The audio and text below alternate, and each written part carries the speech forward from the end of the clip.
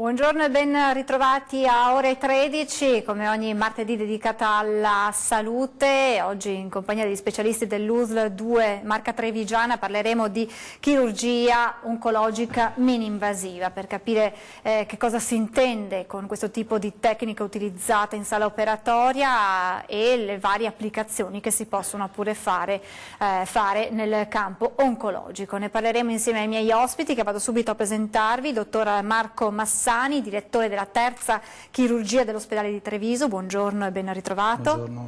E buongiorno al dottor Maurizio De Luca, direttore dell'unità operativa di chirurgia degli ospedali di Castelfranco e Montebelluna. Buongiorno e ben ritrovato.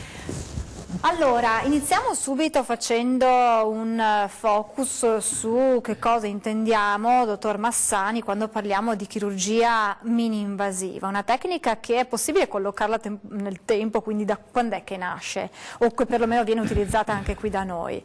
Allora, nasce svariati anni fa ed è stata introdotta fondamentalmente inizialmente per la ginecologia, è stato un ginecologo quello che poi ha aperto le vie della chirurgia mini-invasiva e con il termine di mini-invasivo si intende non quello che molto spesso si sente dire, cioè mi opera con il laser, che non è quello il concetto, ma è semplicemente una possibilità che il chirurgo ha di affrontare sostanzialmente qualsiasi tipo di patologia, poi magari entreremo nel dettaglio di quando non è applicabile, e attraverso gli strumenti e la visione di una camera che viene introdotta all'interno della cavità, può essere l'addome, può essere il torace, e che ci consente poi, vedendo in un monitor, di operare attraverso degli strumenti che possono essere i più svariati e che ti consentono sostanzialmente poi di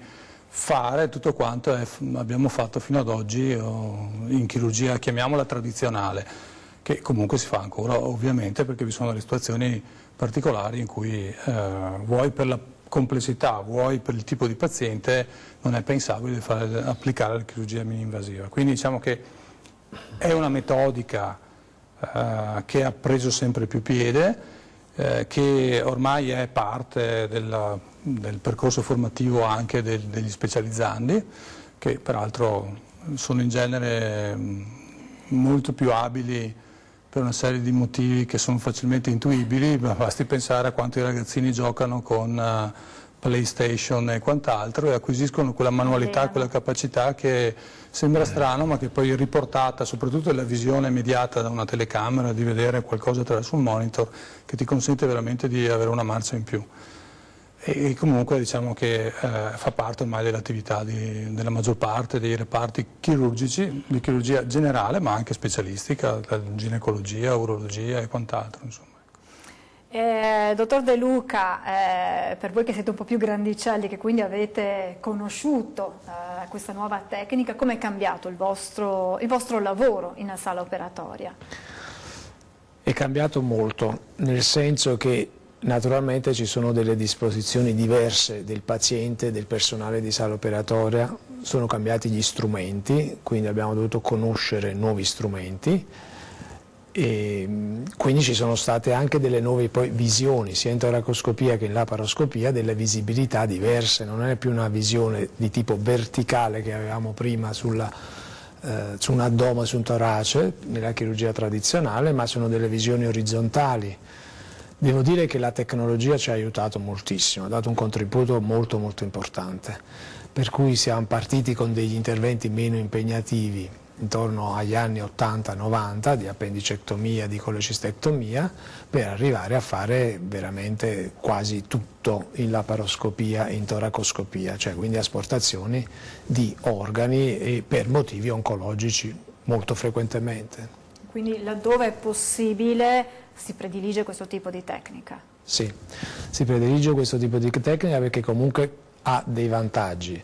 Fare dei piccoli buchi anziché aprire una pancia o un torace significa meno dolore, meno impegno da parte del paziente, non è solamente un problema di tipo estetico. Inoltre avere un'ottica così vicina all'organo ci dà garanzie di avere una migliore visibilità e conseguentemente meno sanguinamenti. I pazienti, naturalmente consigliati su voi, come si approcciano a questo tipo? C'è ancora dell'incertezza in questo tipo di tecnica, oppure il paziente, se possibile, vi chiede appunto di essere operato con questo tipo di tecnica, dottor Massani? Diciamo che rispetto a qualche anno fa, in cui c'era quasi la necessità di convincerli che era una metodica che avrebbe portato lo stesso risultato, adesso è esattamente il contrario. La maggior parte dei pazienti chiede se quell'intervento si può fare anche per via laparoscopica. Direi che sono veramente occasionali quelli che preferiscono, ti dicono no, preferisco la chirurgia tradizionale, quindi il taglio, perché insomma c'è ancora l'idea, no, del taglio grande vuol dire vedere meglio e quindi essere più accurati. In realtà infatti non è così poi, perché appunto, come ha già detto il dottor De Luca, la magnificazione delle immagini legata alla possibilità di portare una telecamera direttamente nel campo è estremamente d'aiuto poi nella valutazione. Quindi diciamo che ormai grazie alla TV, grazie a internet, i pazienti arrivano già molto più informati rispetto a quello che era in passato e chiedono se è fattibile con una tecnica meno invasiva. Le ha già introdotto il dottor De Luca le due tecniche, laparoscopia e toracoscopia. Che cosa intendiamo? Diciamo sono due parti differenti del corpo, quindi l'addome è tutto ciò che sta al di sotto del diaframma, il torace è tutto ciò che sta al di sopra del diaframma, per intenderci dove sono contenuti i polmoni, quello è l'aspetto, e sono tutte e due situazioni in cui si può adottare la chirurgia mini-invasiva. Insomma. La differenza fondamentale tra le due parti è che nel caso della chirurgia addominale si deve creare una cavità, perché altrimenti non è possibile operare, e questo viene fatto introducendo dell'anidride CO2, insomma, dell'anidride carbonica, che ti consente di distendere e poi di introdurre tutti gli strumenti nelle posizioni in cui uno vuole metterli a seconda del tipo di intervento che si deve fare. Diverso invece per la toracoscopia, in cui lo spazio viene creato facendo collassare il polmone, e quindi è l'anestesista che ti consente di creare la camera togliendo lo spazio che è normalmente occupato dal polmone. Ecco, questo è fondamentalmente, però dal punto di vista delle possibilità degli strumenti sostanzialmente sono sovrapponibili. Ci fermiamo per pochissimi istanti di pubblicità e poi torniamo a scoprire un po' di più di queste tecniche mini-invasive. Tra poco.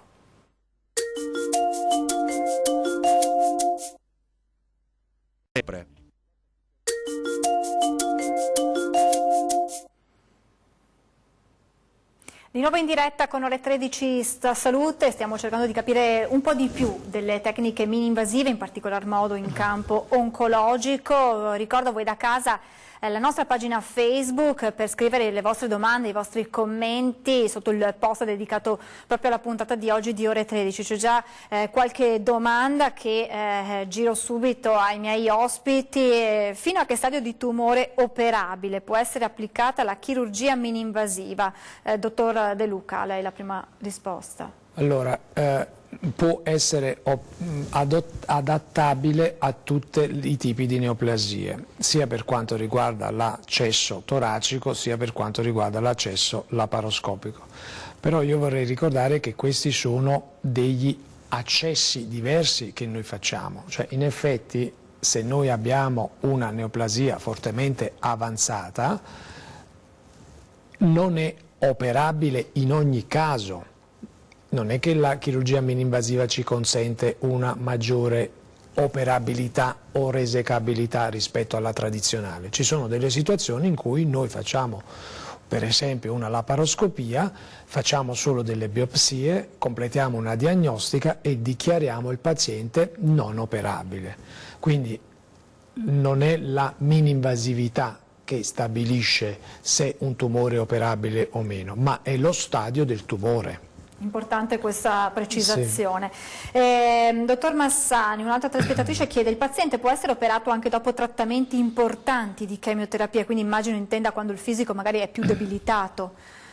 Allora, intanto bisogna dire che negli ultimi anni si utilizza sempre di più la chemioterapia prima dell'intervento chirurgico. Una volta si tendeva ad aspettare un periodo dopo l'intervento chirurgico, passavano circa un mesetto prima di poter poi cominciare a fare i trattamenti chemioterapici.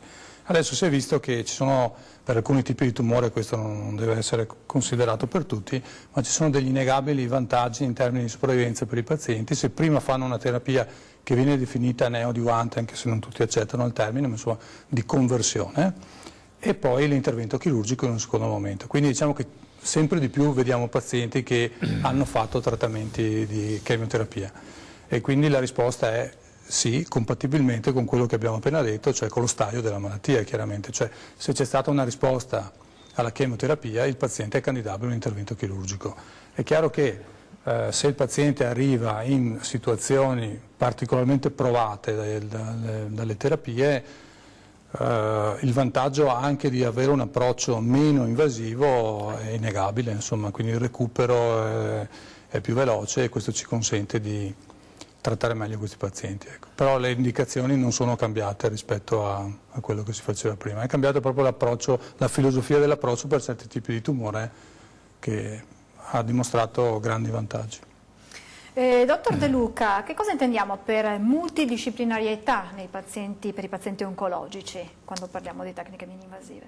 Sì, la multidisciplinarietà è un elemento che si è consolidato, diciamo, nell'ultimo decennio e che io reputo fondamentale e determinante, nel senso che oggi un paziente oncologico, ancorché abbia bisogno di un atto chirurgico, deve giustamente essere discusso con le altre figure che intervengono su quel paziente. Quindi veramente il paziente è al centro dell'attenzione di più specialisti. Le riunioni multidisciplinari vengono fatte quindi con il chirurgo, il radiologo, il radioterapista, l'oncologo, il gastroenterologo, l'internista, cioè con tutte le figure che possono e devono agire su quel paziente. Cosa accade rispetto a qualche decennio fa? Intanto il paziente non deve per esempio essere visitato da tante persone, ma viene visitato solo da qualche persona, una o due di solito, che sono poi le persone che realmente trattano il paziente.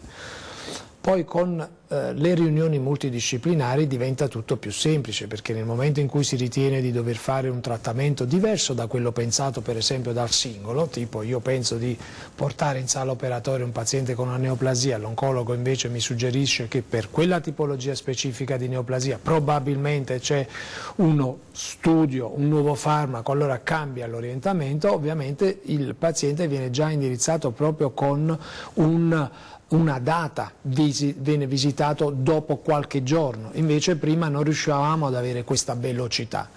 Quindi la voglia di riunirsi come dire, dà dei frutti non solo perché si sceglie la migliore terapia per quel paziente, ma anche perché si snellisce tanta burocrazia, cioè le prenotazioni vengono un po' abbattute perché lo specialista già sa cosa ha quel paziente, quindi già sa cosa può fare per lui e quindi alla fine mi aiuta anche nel prenotargli la visita o il trattamento o la diagnostica. E il paziente ha delle figure di riferimento che sono quelle in un momento delicato che può essere quello dell'affrontare la malattia, quindi anche un supporto emotivo non da poco. Proprio così. Prima c'era questo duplice grosso problema, cioè il paziente prendeva coscienza, noi gli riferivamo di avere una malattia grave e nel contempo il paziente si trovava a non sapersi ben gestire proprio perché ci sono diversi tipi di trattamento per quella specifica patologia e quindi prima il paziente faceva più visite. Dopo abbiamo capito che questo non è il sistema migliore, quindi meno visite per quel paziente, fargli fare solo la visita giusta con lo specialista che a quel paziente per quella malattia, per quello stadio serve e non altro. Dottora Massani, nei pazienti oncologici si può parlare anche di laparoscopia in fase diagnostica? Certo, ci sono delle situazioni in cui ancora oggi, nonostante la radiologia ci aiuti tantissimo, nonostante molte altre metodiche ci vengano in aiuto per avere una diagnosi, ci sono ancora delle situazioni in cui non si riesce a capire e la laparoscopia è sicuramente di aiuto perché ci consente, c'era già stato ricordato prima dal dottor De Luca, la possibilità di, appunto con un'invasività minore, di fare dei prelievi per avere poi un esame istologico. Ma non solo, ha un ruolo fondamentale anche per capire lo stadio della malattia. E tipicamente il tumore dello stomaco è uno degli esempi più importanti in questo senso, in cui in genere ci sono dei fattori che ti fanno pensare che la malattia, nonostante sembri asportabile da tutte le immagini che hai fatto, sono delle cose che ti inducono ad avere qualche perplessità, ed ecco che per esempio cominciare in laparoscopia può evitare al paziente un intervento maggiore che poi non gli dà alcun vantaggio in termini di sopravvivenza. Quindi c'è molto d'aiuto anche in questo senso. Poi vi sono delle applicazioni un po' particolari, per esempio nel tumore del pancreas, in cui peraltro lì i dati non sono così confortanti, o meglio ci sono alcuni gruppi che lo suggeriscono di prassi, cominciare l'intervento in laparoscopia, altri che invece lo ritengono opportuno solo in determinate situazioni in cui le immagini preoperatorie ti possono far pensare che il paziente non sia effettivamente operabile. Questi però sono forse un po' nicchie, un po' più dedicate, vuoi per il tipo di patologia, vuoi anche perché è un po' più complesso capire se effettivamente poi il tumore è asportabile.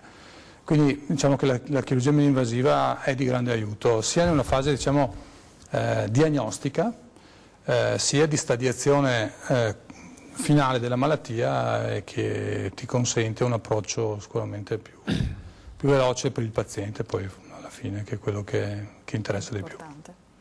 Entriamo più nello specifico delle tecniche laparoscopiche per quanto riguarda il tumore del colon, iniziando da questo. In che modo si interviene? Dunque, intanto bisogna ricordare che il tumore del colon è un'neoplasia estremamente frequente, ha un'incidenza molto elevata e quindi è probabilmente il tumore con cui più frequentemente ci si incontra. E diciamo che la chirurgia laparoscopica ha sicuramente cambiato moltissimo nella gestione di questi pazienti e soprattutto nella possibilità di un recupero più veloce che questi pazienti hanno.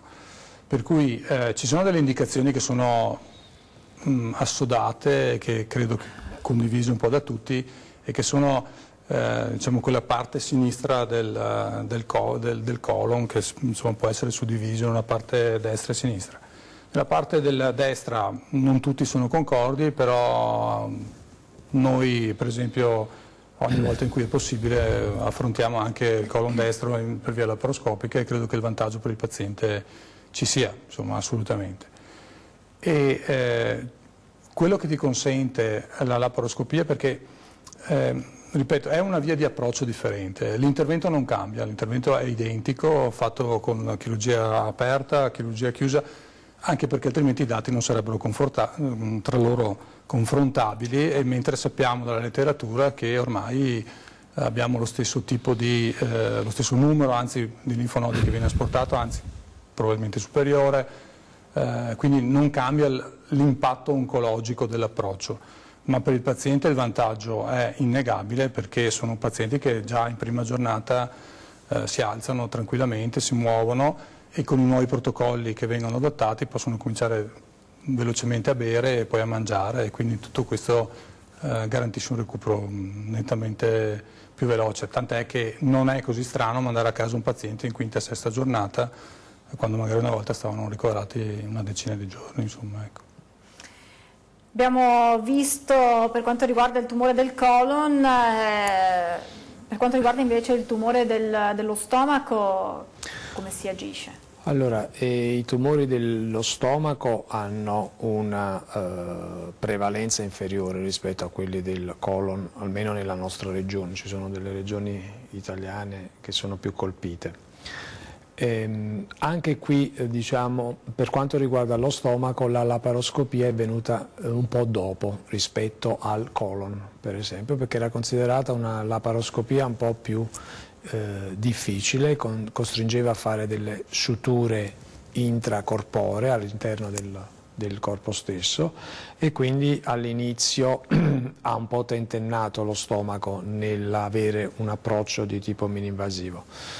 Infatti ci sono delle sproporzioni tra i centri italiani che attuano chirurgia laparoscopica del colon, circa il 30-35%, e quelli che applicano la chirurgia laparoscopica dello stomaco siamo intorno al 6-7%, quindi molto meno frequentemente, perché è un po' più complicata, ma comunque anche qui ha degli innegabili vantaggi, nel senso che anche in questo caso rileviamo la rapida ripresa del paziente nel post-operatorio, e anche qui, pur trattandosi di uno stomaco, si può far alimentare il paziente già nelle ore successive all'intervento chirurgico, sempre che non ci siano delle problematiche anestesiologiche, con una dimissione più rapida.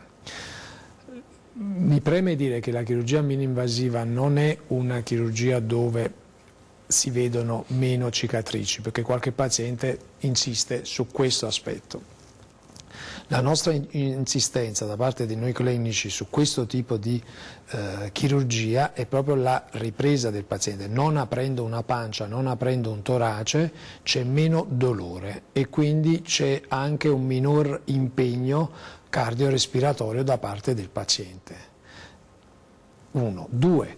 È una chirurgia, ribadisco, che dà meno sanguinamenti, ed è una chirurgia che altera meno le difese immunitarie del paziente, quindi tiene sempre ben sostenute le sue difese immunitarie.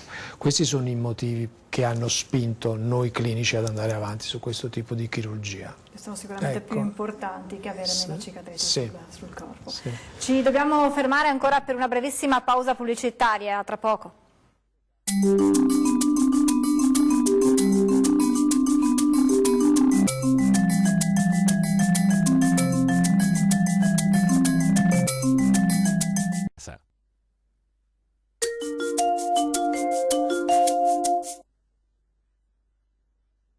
Rieccoci in diretta, ore 13 salute, stiamo parlando di chirurgia mini-invasiva in campo oncologico, abbiamo parlato di come si interviene, o meglio anche di quelli che sono soprattutto gli aspetti positivi quando si interviene per un tumore del colon, dello stomaco. Dottor Massani, per quanto riguarda invece la laparoscopia per i tumori al fegato, che cosa possiamo dire?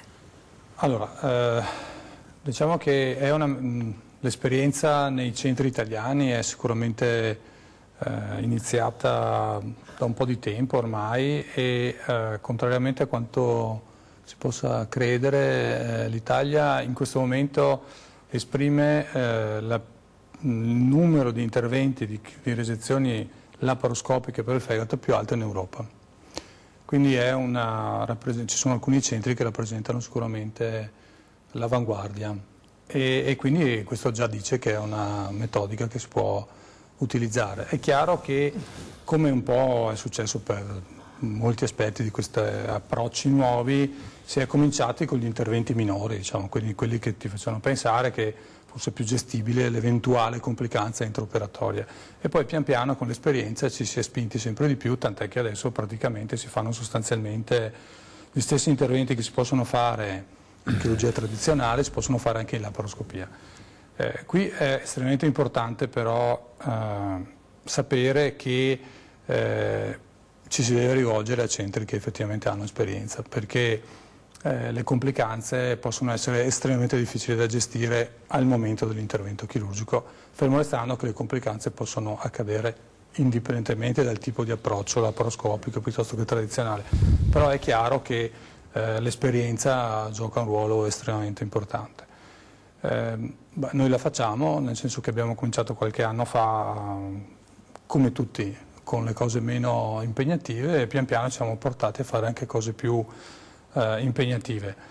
I risultati sono sicuramente buoni, siamo parte della scuola italiana di chirurgia laparoscopica mini-invasiva del fegato che si chiama Ego Mills e adesso stiamo allargando anche al pancreas la chirurgia laparoscopica, insomma, quindi diciamo che ci vorrà un po' di tempo come in tutte le cose, però i risultati iniziali sono sicuramente molto incoraggianti.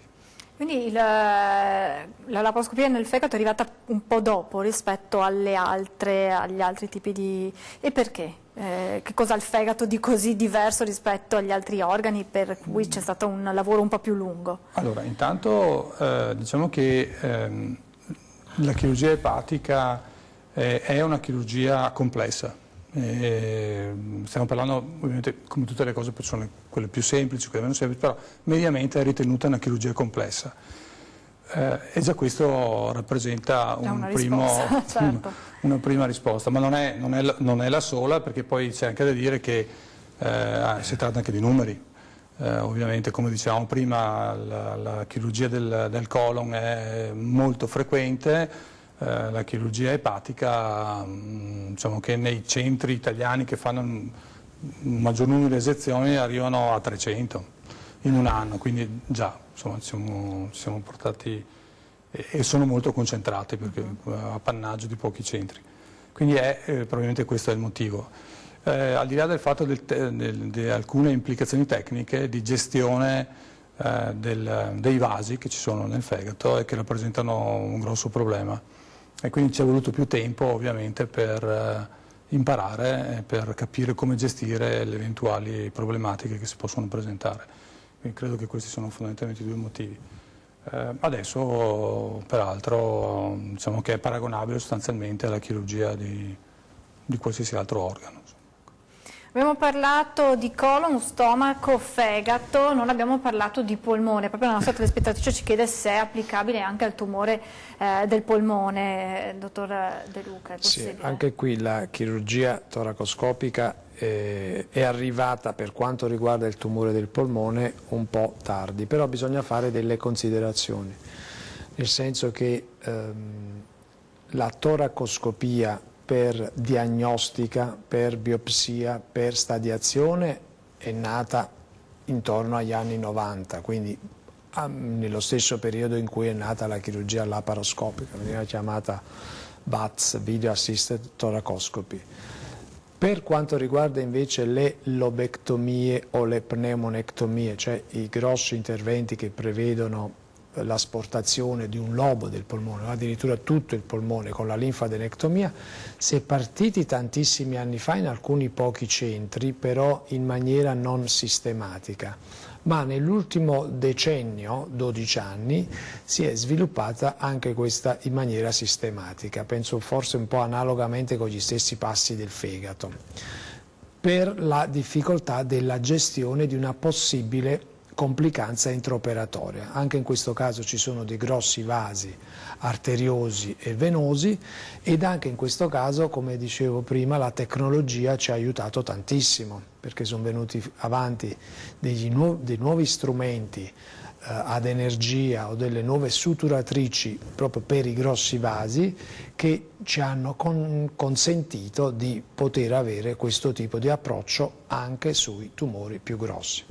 Ribadisco sempre che la chirurgia toracoscopica per il polmone presenta le stesse caratteristiche di rinuncia rispetto alla chirurgia tradizionale dove si apriva il torace, vale a dire se c'è una neoplasia in stadio avanzatissimo, quella neoplasia non va operata né con l'approccio mini-invasivo, tantomeno con un approccio open classico.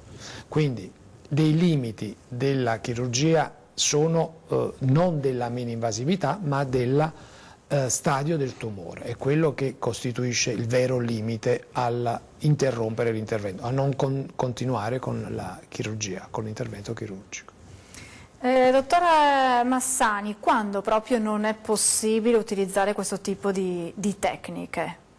Ma diciamo che potremmo dividere le cose in due aspetti. La controindicazione che è rappresentata da possibili patologie che il paziente ha che ti impediscono ad esempio di creare delle pressioni a livello addominale che sono requisito per poter introdurre gli strumenti, e quindi diciamo ci sono dei limiti che non sono neanche legati all'età, ma proprio alla situazione clinica del paziente, fondamentalmente i gravi cardiopatici, i pazienti che hanno grossi problemi respiratori, che insomma sono quelli che gli anestesisti di solito ci chiedono di non candidare un intervento laparoscopico, anche perché qualche volta effettivamente magari i tempi possono essere un po' più lunghi, e quindi bisogna considerare questo aspetto. Poi ci sono delle situazioni in cui effettivamente tecnicamente non è possibile farlo, non è una controindicazione assoluta, però certi pazienti che hanno avuto molti interventi, soprattutto se hanno avuto molti interventi che hanno chirurgia tradizionale, sono quelli in cui spesso ci sono molte aderenze che ti impediscono poi di riuscire a vedere bene, di introdurre gli strumenti, anche se anche lì un po' l'approccio è cambiato, nel senso magari una volta si riteneva che il paziente che era già stato operato non dovesse mai essere approcciato in laparoscopia, adesso le cose non sono più così, magari ci si prova, però si sa e si informa il paziente che è più a rischio di conversione, cioè di passare alla chirurgia tradizionale. Insomma, questo è fondamentalmente le due cose che più frequentemente ci si presentano, però restando che vi sono delle situazioni particolari per cui bisogna pensare alla sicurezza del paziente e quindi all'approccio che è più sicuro in generale, e spesso questo ti porta a fare una scelta diversa dalla laparoscopia, insomma, ecco. Non deve essere vissuta come una sconfitta, ma deve essere anzi un segno di buonsenso e di capacità di discernere tra cosa è bene e cosa non lo è per il paziente, ecco. Quindi come in tutte le cose ci vuole anche misura poi nelle indicazioni, perché si sente spesso ma si può fare qualsiasi cosa, in realtà non è così, insomma. Vediamo qualche volta delle situazioni di pazienti che arrivano che ti dicono mi hanno fatto, poi si scopre che tutto quello che era stato detto in realtà non è stato fatto, e questo poi cambia parecchio la sopravvivenza dei pazienti, perché in questo momento stiamo parlando di pazienti oncologici chiaramente. Quindi ecco, la misura fondamentalmente credo sia sempre una buona scelta. Sì. E l'età del paziente può essere una variabile che fa propendere per una tecnica rispetto ad un'altra? Ma diciamo che una volta sì, una volta si pensava che dovessero essere candidati a questo tipo di approccio solo pazienti giovani, in realtà paradossalmente probabilmente se ne giova di più il paziente anziano, perché appunto, come è già stato più volte ricordato, il recupero è più veloce, c'è meno dolore. È chiaro però che è anche vero che col passare degli anni è più facile che vi siano patologie che ti impediscono, perché c'è il cardiopatico, perché c'è quello che fa fatica a respirare, perché ha questi problemi, e questi sono pazienti che ovviamente sono più frequenti andando in là con gli anni, ecco. Ma l'età di per sé non è una controindicazione all'intervento chirurgico con approccio laparoscopico, assolutamente. Dottor De Luca, il lavoro d'equipe di cui abbiamo parlato prima, in questo caso nel scegliere se intervenire e come intervenire diventa fondamentale. Sì, è fondamentale. Diciamo che grazie al lavoro d'equipe oggi riusciamo a fare quella che viene definita una tailored surgery, cioè una chirurgia proprio sartoriale, cioè per lo specifico paziente. Non possiamo oggettivizzare un trattamento a tutti i pazienti, non è così. Quindi il ruolo dell'equipe multidisciplinare in questo senso è molto importante. Io vorrei ricordare che l'approccio mini-invasivo non è solo quello chirurgico, ma anche la radiologia interventistica è venuta avanti molto bene negli ultimi anni, e quindi ci consente per alcuni tipi di tumori proprio di non portare in sala per esempio il paziente. Quindi il radiologo oggi è utile non solo nella fase diagnostica, ma anche in quella del trattamento di talune neoplasie, così come nella gestione di alcune complicanze il ruolo del radiologo è importante, e anche in questo caso noi riusciamo proprio a non portare in sala il paziente. Altro aspetto è quello endoscopico. Anche gli endoscopisti sono andati molto avanti e ricerche hanno evidenziato che dei piccoli tumori in fase iniziale, se ben studiati, possono essere asportati solo per via endoscopica. Quindi il paziente fa una gastroscopia nel caso dello stomaco oppure una colonscopia nel caso del colon e risolve il problema in termini curativi solamente con questo strumento che è quello endoscopico. Naturalmente sono pazienti selezionatissimi dove la lesione va studiata benissimo e poi sono pazienti che analogamente agli altri devono seguire il follow-up, cioè non vanno comunque seguiti dagli oncologi per anni. Quindi sono dei pazienti che vanno poi ben studiati. E tutto questo sì, in tutto questo il ruolo dell'equipe multidisciplinare, ribadisco, è determinante, anche dopo l'intervento. Non è che termina il trattamento con un intervento chirurgico, con una chemioterapia. Pazienti di cui abbiamo fatto diagnosi di neoplasia oggi vengono riportati in riunione multidisciplinare anche tra 4 o 5 anni, perché dobbiamo capire l'evoluzione di quella malattia, e vengono portati dagli specifici specialisti che ce l'hanno in cura, che siano l'oncologo, che sia il chirurgo, che sia l'endoscopista, ma confluiscono in un'unica discussione. Ecco, questo è importante. Ci fermiamo, ancora pochissimi minuti di pubblicità, tra poco.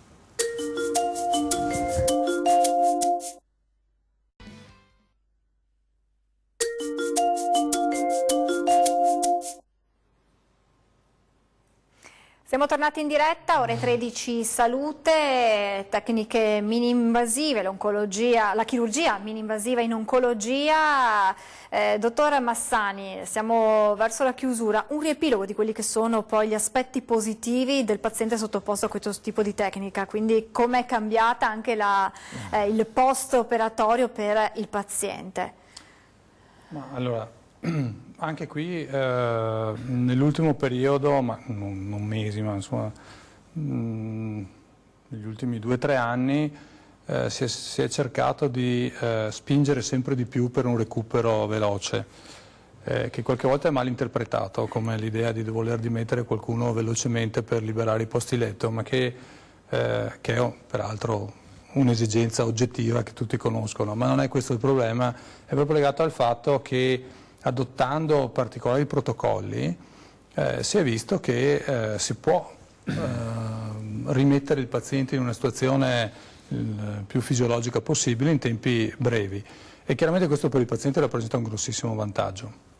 Magari uno sforzo iniziale maggiore perché l'idea per esempio di mangiare velocemente per qualcuno rappresenta un grosso problema. In realtà appena vedono che tutto ricomincia a funzionare più o meno come era prima dell'intervento chirurgico, fatto salvo che ci vuole sempre un po' di pazienza e che poi non tutte le cose vanno sempre come si vorrebbe, quindi diciamo che nell'ultimo periodo si è spinto molto e noi da tanto tempo abbiamo un'ottima collaborazione per esempio con il servizio di nutrizione clinica, e tutti i pazienti che sono candidati ad interventi chirurgici maggiori vengono inviati per una valutazione preoperatoria dai colleghi della nutrizione clinica, i quali poi danno delle indicazioni che i pazienti cominciano a seguire soprattutto nei 5-6 giorni prima dell'intervento chirurgico, poi se li prendono in carico li rivedono anche a distanza di tempo proprio per capire quali sono stati i vantaggi, come è stata gestita questa, e questo sicuramente credo che sia anche di conforto per i pazienti, no? Sapere che c'è qualcuno che ti vede prima, che ti segue dopo e che vede un po' come hai recuperato dopo un intervento chirurgico magari molto importante. Quindi il vantaggio della chirurgia mini-invasiva, come ha già detto il dottor De Luca, non deve essere interpretato come ho la pancia più bella o il torace senza boom, non è questo sicuramente. È chiaro che anche quello rappresenta un vantaggio di cui ci si ricorda soprattutto più ci si allontana dall'intervento chirurgico, no? Avere la cicatrice piccola fa molto piacere a distanza di tempo, nell'immediato si dà più importanza giustamente ad altro. Quindi non è quello il reale vantaggio è stato proprio il fatto che ci consente di ridare una situazione il più fisiologica possibile ai pazienti in tempi veramente brevi. Quindi credo che questo sia il grande vantaggio. Sì, il progresso in questo campo è stato quello sicuramente. Elementi che rientrano nel protocollo ERAS, che nasce quando, perché, che cos'è? Allora, l'ERAS sarebbe anche definita fast track come principio, nasce intorno alla fine degli anni 90, però poi si è istituita proprio una società europea nel 2010 che si chiama appunto ERAS Society. ERAS significa un acronimo che significa dare adeguato apporto a quello specifico paziente. In base a questi protocolli, in effetti, noi che cosa facciamo? Teniamo il paziente nella situazione di stabilità più tempo possibile, cioè il paziente viene nutrito con degli alimenti particolari, con delle sostanze prevalentemente carboidratiche e in parte anche proteiche il giorno prima dell'intervento fino a 2 ore circa prima dell'intervento. Dopodiché in corso di intervento, con la collaborazione degli anestesisti, si effettuano determinati tipi di farmaci, si evitano il più possibile per esempio gli oppiacei, che sono le morfine e derivati, sia perché danno un rallentamento del transito intestinale, sia perché stimolano nausea e vomito. Quindi evitando questa tipologia di farmaci, il paziente al risveglio avrà meno nausea, meno vomito e diciamo un intestino più vivace. Allora questo poi ci consente dopo alcune ore dall'intervento di metterlo seduto intanto e stimolarlo ad alimentarsi. Naturalmente questo non deve essere un diktat, se il paziente presenta nausea poi dobbiamo interrompere il protocollo, comincerà ad alimentarsi il giorno dopo, non dobbiamo essere ostinati e infierire contro il paziente. Ecco, il tutto deve essere condivisibile con lo stato clinico di quel momento del paziente. Tutto questo il paziente lo sa prima naturalmente perché facciamo un incontro specifico su questa tipologia di ricovero. Questo cosa consente? Consente quindi di avere da un lato una nostra chirurgia meno invasiva, con meno sangue come dicevamo prima, dall'altro grazie anche agli anestesisti e ai nutrizionisti riusciamo ad avere una ripresa migliore, quindi meno deficit immunitari, paziente lontano dal dolore, dalla nausea e dal vomito post-operatorio e poi alla fine questo può consentire una dimissione più veloce, ma non è la dimissione veloce l'obiettivo di questi protocolli come è stato in maniera ingiusta inteso per molti anni, perché il paziente l'ha percepito purtroppo in passato. Facciamo tutto questo perché vai a casa prima, no? Il paziente si intimorisce spesso di andare a casa prima. In realtà manteniamo il paziente sempre in una situazione di buono stato immunitario e in assenza di sintomi specifici legati agli interventi chirurgici. Ecco. Un'ultimissima battuta, abbiamo capito come sono cambiate e sono evolute queste tecniche nell'ultimo decennio, 10-15 anni. Da qui ai prossimi 10 anni che cosa succederà o che cosa bisognerà ancora migliorare in questo tipo di tecniche, dottor Massani? Allora, intanto abbiamo dei nuovi strumenti, adesso sapere cosa ci proporranno da qui a 10 anni sarà difficile perché ripensando a quello che è stato il passato era veramente impensabile quello a cui siamo arrivati adesso. Però già adesso per esempio abbiamo una visione che è nettamente migliore e che continua a migliorare, con una visione, tutti hanno una TV 4K a casa o quasi, ed è quello che adesso ci viene proposto, ma non solo quella, ci viene proposta anche la visione tridimensionale e questi sono sicuramente dei vantaggi. Queste sono tecnologie che si stanno evolvendo e che ci sono di grandissimo aiuto.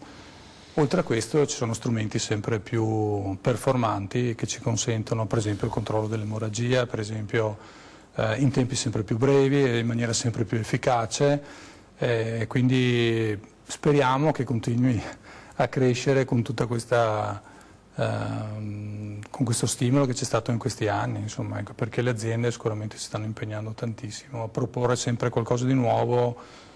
E basti per esempio pensare al robot di cui abbiamo parlato non molto tempo fa, che rappresenta un innegabile progresso tecnologico che ci consente di fare cose che altrimenti erano impensabili fino a veramente pochi anni fa. Quindi è difficile stabilire cosa sarà, ma è verosimile che ci sarà un progresso importante ancora. Penso soprattutto in termini di strumenti che vengono pensati e ci consentono di fare movimenti sempre più raffinati, di avere sempre maggior controllo. Questo credo sia la cosa più importante.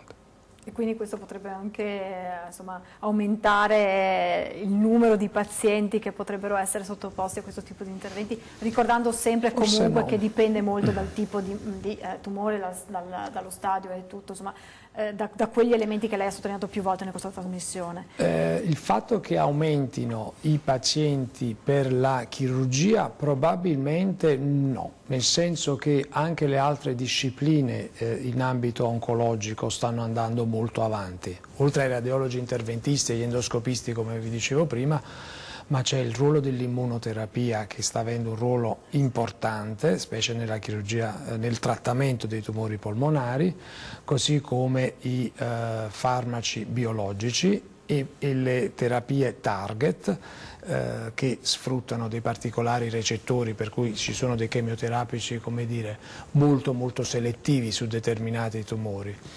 E questo probabilmente, e aggiungo io per fortuna, farà sottrarre qualche paziente alla chirurgia, dando una garanzia di risultato sovrapponibile se non superiore. Una cosa che forse in chirurgia avremo nei prossimi anni non è tanto appunto strettamente chirurgica, ma è l'associazione tra la robotica e esami TAC, le famose virtualità che si creano. Cioè, vale a dire, oggi le aziende ce le stanno proponendo in questo momento come sogno, il fatto che noi, anche quando andremo ad effettuare il nostro approccio meno-invasivo, laparoscopico o robotico, ci dirà il monitor dove esattamente è la lesione, se c'è un vaso che dobbiamo evitare dov'è, se c'è un uretere o un organo che vogliamo evitare, per esempio nel caso della laparoscopica, dove esattamente è. Cioè, al di là di quello che noi vediamo, il monitor ci presenterà quello che c'è dietro o quello che c'è al lato, quindi ci darà degli ulteriori suggerimenti su come indirizzare il nostro atto chirurgico, quel punto e basta. Ecco, questo probabilmente è un qualcosa che recentemente al Congresso Nazionale a cui abbiamo partecipato la scorsa settimana, io e il dottor Massani, un paio di aziende importanti hanno proposto questo tipo di trattamento, di possibili associazioni, ribadisco, tra le TAC del paziente effettuate prima dell'intervento e cosa riusciamo a vedere tramite laparoscopia o robotica nel momento in cui il chirurgo va ad operare. Insomma, la medicina, la tecnologia per fortuna va avanti e questo per aiutare chi in sala operatoria ci lavora e chi deve combattere contro delle malattie come queste di cui abbiamo parlato oggi. Io ringrazio tantissimo il dottor Marco Massani, direttore della Terza Chirurgia Ospedale di Treviso, grazie al dottor Maurizio De Luca, direttore dell'unità operativa di chirurgia degli ospedali di Castelfranco e Montebelluna. Grazie a voi per averci seguito, alle 13 ritorna domani, buon proseguimento con i programmi di Antenna 3. Arrivederci.